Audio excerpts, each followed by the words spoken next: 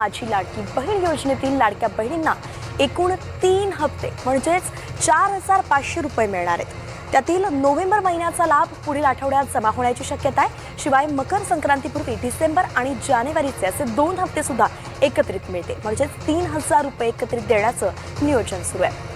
वरिष्ठ अधिकाऱ्यांनी खरं तर ही माहिती दिलेली आहे। लाडकी बहीण योजनेचा लाभ सुरू ठेवण्यासाठी ई-केवायसी बंधनकारक करण्यात आलेली आहे आणि त्यासाठी 31 डिसेंबरची मुदत सरकारकडून दिली गेली आहे। पण आता सुरू असलेल्या महापालिका निवडणुका आणि आगामी जिल्हा परिषदेच्या निवडणुकांमुळे ई-केवायसीला पुढे आणखी 1 महिन्याची मुदत वाढही मिळू शकते।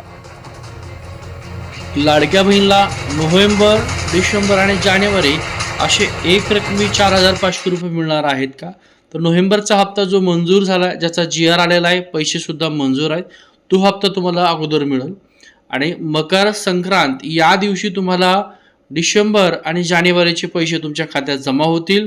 हा अत्यंत महत्त्वाचा व्हिडिओ आहे। ताईनं तुम्हाला 4,500 मिळणार आहेत, पण सुरुवातीला जे सरकारने मंजूर केलेले आहेत नोव्हेंबर महिन्याचे पैसे, ज्याचा GR सुद्धा आलेला आहे, निधीचं हस्तांतर सुद्धा झालेलं आहे, तो तुम्हाला पैसे मिळतील।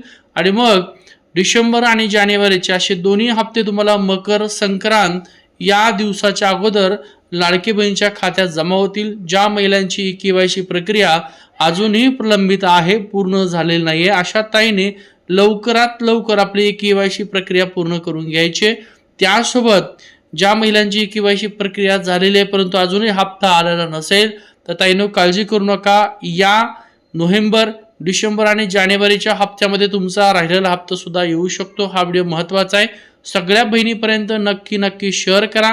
चॅनल नवीन आहे तर सबस्क्राईब सुद्धा करून द्या।